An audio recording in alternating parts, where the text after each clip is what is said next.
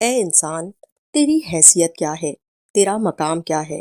ملتان کے بازار میں بٹن کھول کے پھرنے والا یہ بدماش کون ہے؟ یہ برادری کے فیصلے کرنے والا، زمین پر ایڑی مار کر چلنے والا، میں کرنے والا، چپ کر کے بیٹھ جا، تجھے شرم نہیں آتی؟ اللہ فرماتا ہے، اگر میں تیری اوقات سب کے سامنے ظاہر کر دوں، تیرا باطن تیرے ظاہر پہ ڈال دوں،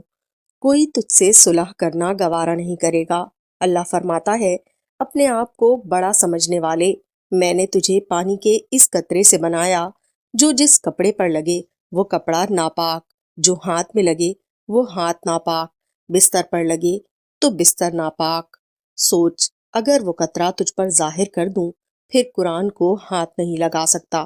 میرے گھر میں تو جا نہیں سکتا، عمرہ تو کر نہیں سکتا، مدینے کی سرزمین پر تو نہیں جا سکتا، روزہ تو نہیں رکھ سکتا، نماز تو نہیں پڑھ سکتا، شرم کر، اپنی اوقات دیکھ، اپنے کام دیکھ۔ اللہ فرماتا ہے، اگر میں اپنی آئی کے اوپر آ گیا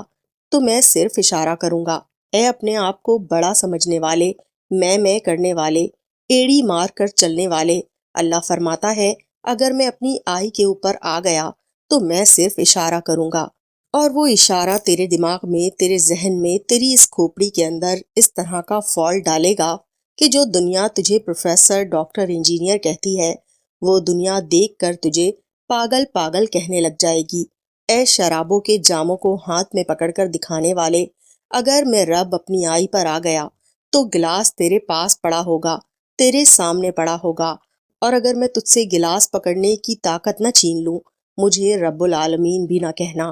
اے بندے، ذرا سوچ تو صحیح، اگر میں تیری زبان سے بولنے کی صلاحیت چھین لوں،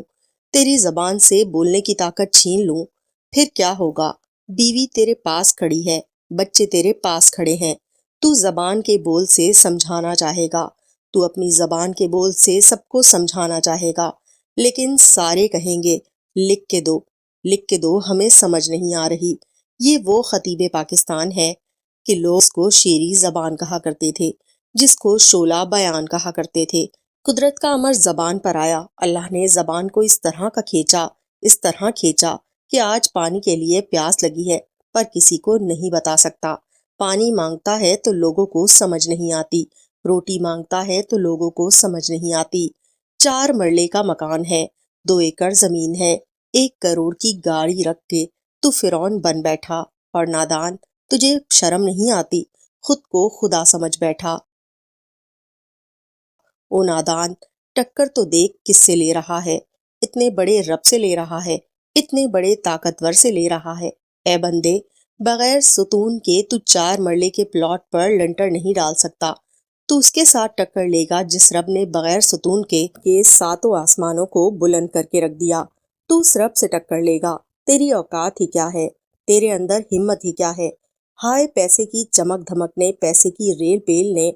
تجھے رب کو بھلا دیا، رب کو بھلا دیا، سب کو بھلا دیا۔ اللہ فرماتا ہے، او میرے بندے، گری پر پڑی کھڑی پر تو جہاں بھی پیشانی ٹیکے گا، اے میرے بندے، رہے گا تو میرا بندہ ہی، جہاں کہیں بھی مجھے سجدہ کرے گا تو مجھ رب کو ہی سجدہ کرے گا۔ اے بندے، آ جا، میری دہلیز پر آ جا، میرے پاس کل منہ چھپا کر آنے سے کہیں زیادہ بہتر ہے کہ آج کھلے منہ ہی آ جا، میرے پاس آ جا، میں نے تجھے کبھی منع نہیں کیا، جو تو نے چاہا میں نے تجھے دیا، جو تو نے چاہا میں نے تیری چاہت پوری کی، جو تو نے چاہا میں نے تجھے کھلایا، جو تو نے چاہا میں نے تجھے پلایا، جو تو نے چاہا میں نے تجھے پہنایا۔ بتا، کبھی میری طرف سے تجھے کوئی کمی ہوئی ہے؟ اے میرے بندے، تیرا میرا کوئی جھگڑا نہیں تھا، تیرا میرا کوئی جھگڑا نہیں ہے، کام صحیح چل رہا تھا، نظام صحیح چل رہا تھا، گاڑی اچھی چل رہی تھی، گاڑی سیدھی لائن پر چل رہی تھی، تیرا پورا وجود میں نے تیرے ہی حوالے کر دیا۔ اچانک بریک لگ گئی، گاڑی سیدھے راستے پر چل رہی تھی، اچانک تیری بریک لگ گئی۔ سنو، لڑائی کب سے ہوئی؟ تیری میری لڑائی کب سے ہوئی؟ اللہ فرماتا ہے، اے میرے بندے، تیرا میرا جھگڑا کب سے ہوا؟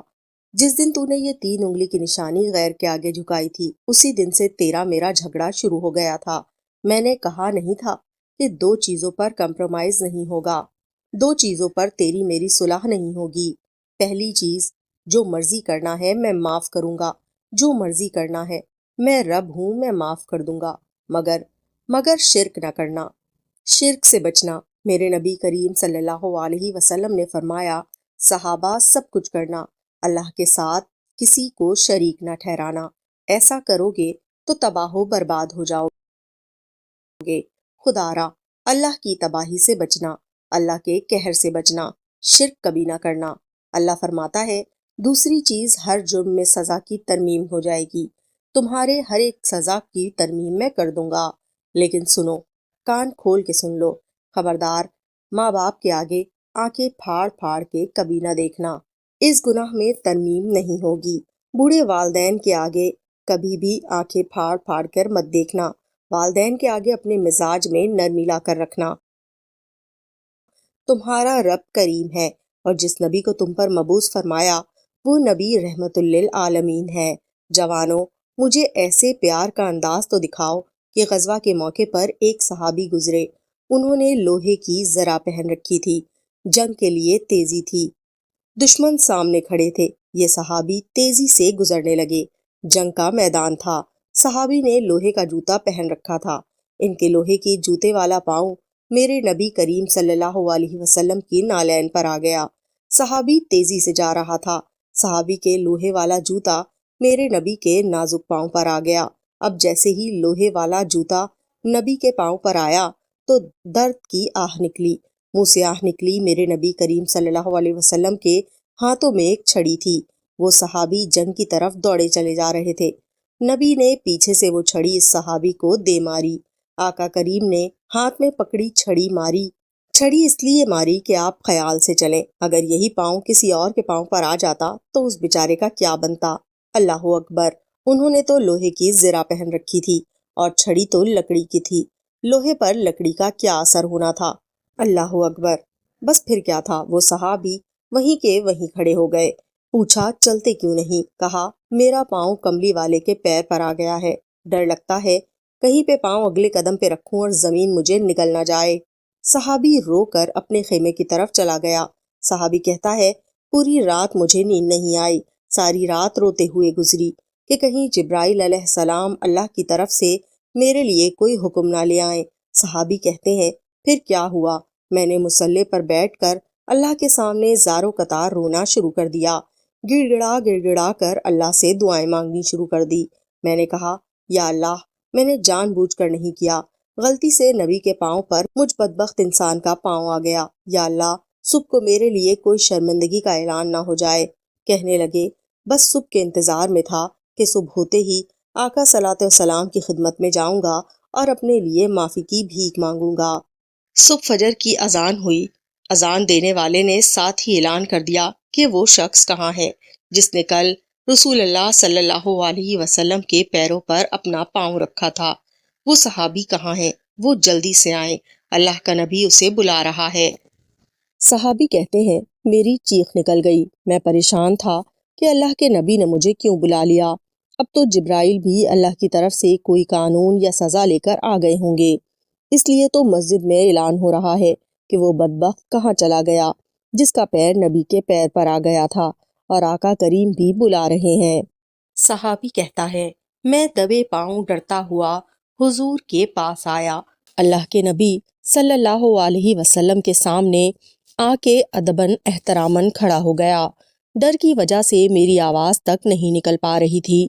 آہستہ آواز میں میں نے کہا یا رسول اللہ صلی اللہ علیہ وسلم، انجانے میں ہو گیا تھا، میں نے جان بوجھ کر نہیں کیا تھا، مجھے معاف کر دیجئے، اللہ کے واسطے حضور مجھے معاف کر دیجئے، نہ پوری رات مجھے نیند آئی اور پوری رات میں سو نہیں پایا، اگر اللہ کی طرف سے کوئی حکم آیا ہے، اگر اللہ کی طرف سے سزا کے لیے کوئی حکم آیا ہے تو خدارا میرے اندر اتنی ہمت نہیں ہے، آقا میرے اندر طاقت نہیں ہے، حضور مجھے امان دلوائیے، حضور مجھے معافی دلوا دیجئے۔ صحابی کہتے ہیں ادھر سے میں رو رہا تھا، وہاں تو مزاج بھی بدلا ہوا تھا، آگے تو کیفیت بھی کچھ اور ہی نظر آ رہی تھی، میں نے پھر سے کہا اے اللہ کے نبی مجھے معاف کر دیجئے، ہائے میری آنکھوں میں آنسو تھے۔ آقا کریم نے سر مبارک اٹھایا اور کہا اے میرے صحابی، میں نے تجھے بلایا اس لیے ہے کیونکہ کل میرے ہاتھ سے تجھے چھڑی لگ گئی تھی، میری طرف سے کل تجھے تھوڑی دیر کے لیے چوٹ لگی تھی، میں نے تجھے کل چھڑی مار دی تھی، اس لیے بلایا ہے کہ اللہ کا نبی تجھ سے معافی مانگ رہا ہے، مجھے معاف کر دے، میں نے تو اس لیے ماری تھی کہ دھیان سے چلو، اگر یہی پاؤں کسی اور کے پاؤں پر جاتا تو اس بیچارے کا کیا بنتا، لوہے کا پیر تھا، لوہے کا جوتا تھا۔ صحابی کہتے ہیں جیسے ہی نبی نے مجھ سے معافی طلب کی، ایک دم مسجد میں رونے کی آواز بلند ہوئی، مسجد میں بیٹھنے والا ہر ایک صحابی ایک ہی آواز میں رونے لگا۔ میں نے کہا یا رسول اللہ صلی اللہ علیہ وسلم، معافی تو مجھے مانگنی چاہیے، یا رسول اللہ میں نے آپ کو معاف کر دیا، آپ روئیں نہیں، میں نے آپ کو معاف کر دیا۔ نبی نے ایک صحابی کو کہا جاؤ میری 60 اونٹنیاں لے کر آؤ، اس نے مجھ محمد کو معاف کیا ہے اور محمد اسے 60 اونٹنیاں تحفے میں دینا چاہتا ہے۔ غور کرو، ہم اس نبی کی امت ہیں جس نے امت میں پیار بانٹا، محبت بانٹی، ایک دوسرے کو معاف کرنے کا درس دیا، امن کا درس دیا، اخلاق کا درس دیا۔ اگر میں آپ کے بچوں سے پیار کروں گا تو میں آپ کو کتنا اچھا لگوں گا، اور اگر آپ میرے بچوں سے پیار کریں تو آپ مجھے کتنے اچھے لگیں گے۔ تو جب ہم سب لوگ آقا کریم کی غریب امت سے پیار کریں گے تو آقا کریم کو کتنے اچھے لگیں گے۔